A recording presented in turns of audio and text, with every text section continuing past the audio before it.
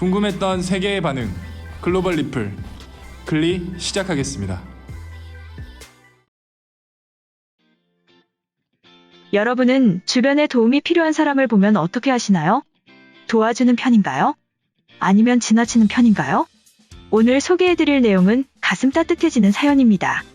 빠르게 달리는 고속도로에서는 잠깐의 방심이 큰 사고로 이어집니다. 그렇기 때문에 너무 느리게 달리는 것도 오히려 위험이 될 수 있는 게 바로 고속도로죠.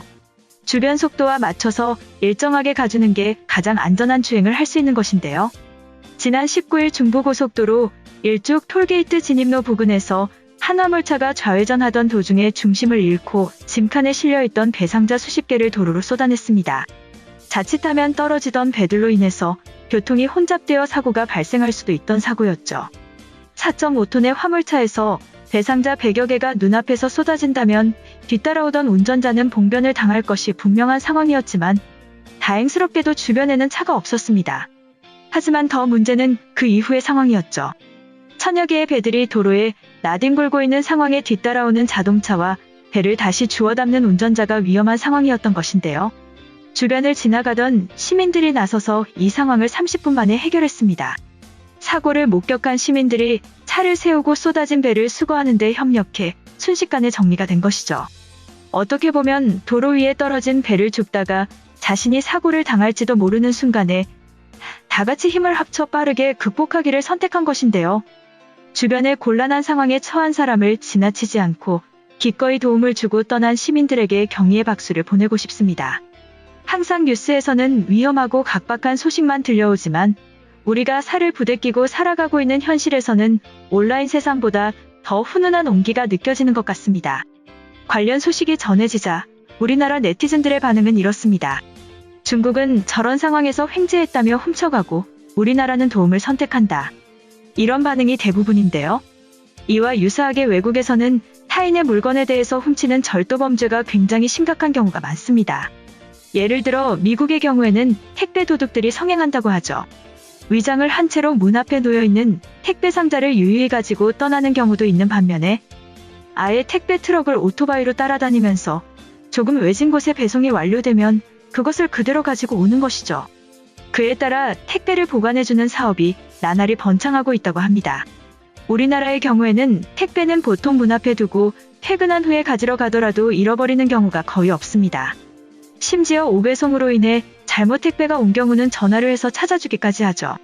실제로 저의 경우에도 가끔 택배사에서 번호 하나 다른 건물의 택배가 종종 오곤 해서 직접 전화로 찾아준 적이 있습니다.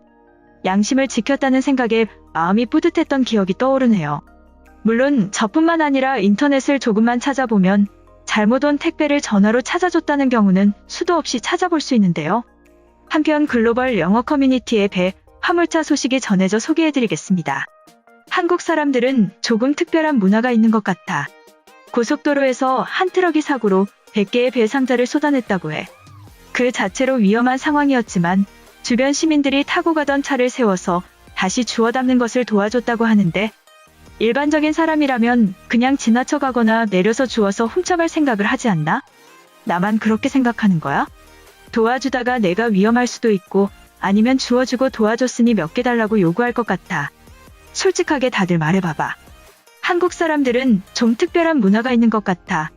이처럼 우리나라의 소식이 전해지며 도움을 주는 시민들의 깜짝 놀란 외국인의 글이었는데요. 해당 글에 달린 외국인 반응 살펴보겠습니다. 도로 한가운데 천사 같은 사람들이 10명이나 있었어.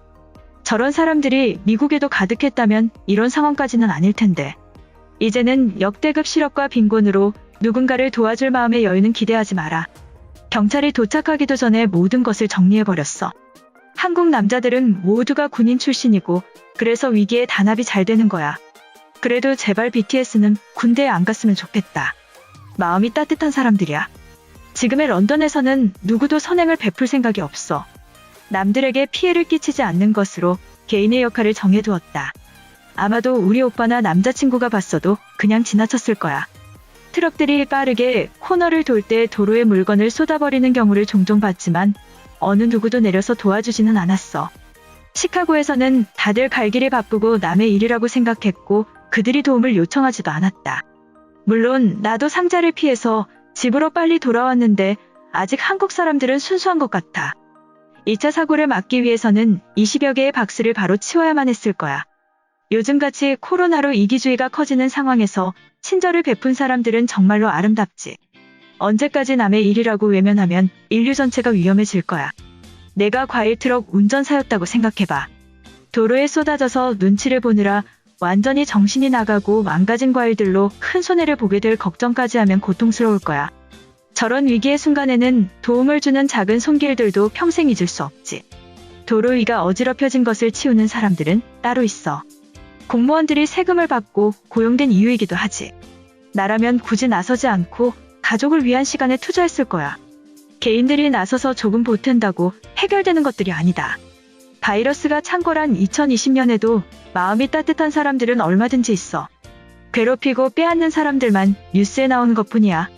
2년쯤 지나서 코로나가 정리되고 나면 한국으로 여행은 꼭 가보겠어. 2년 전까지 한국 지사에서 일하다가 이탈리아로 돌아왔는데 확실히 다른 점들이 있어서 적응하기 힘들다. 한국에 도착했을 때는 물론이고 로마로 돌아왔을 때에도 낯설었어. 장단점이 다양하지만 확실한 것은 로마에서는 저런 순간에 도움을 요청할 곳은 경찰과 가족뿐이다. 뉴델리에서도 사거리에다가 과일 상자를 뿌렸다면 10분 안에 정리는 될 거야. 지나가는 차량들이 한 박스씩 나눠서 담아갈 테니까. 한국 사람들이 정말 순진하고 착해서 도와주기만 하는 거야. 나라면 기름값이나 밥값이라도 주기를 요구할 텐데. 솔직히 당연히 도와야 한다는 것을 알면서도 차에서 내려서 과일을 줍는 것은 엄청난 선행이야. 한국도 코로나로 사업이 파산하고 경제가 어려울 텐데 짜증으로 가득한 뉴욕시와는 다른 모습이다. 앞으로는 개인의 생존만이 중요해지는 시대가 오고 있어. 이런 것은 순수하거나 성격이 착한 것과는 다른 거야. 내 생각에 영국인들과 다른 점은 문화인 것 같아. 아시아 국가들의 공동체의식이 이럴 때는 아름답게 표현되지만 부작용이 생기는 분야도 많아.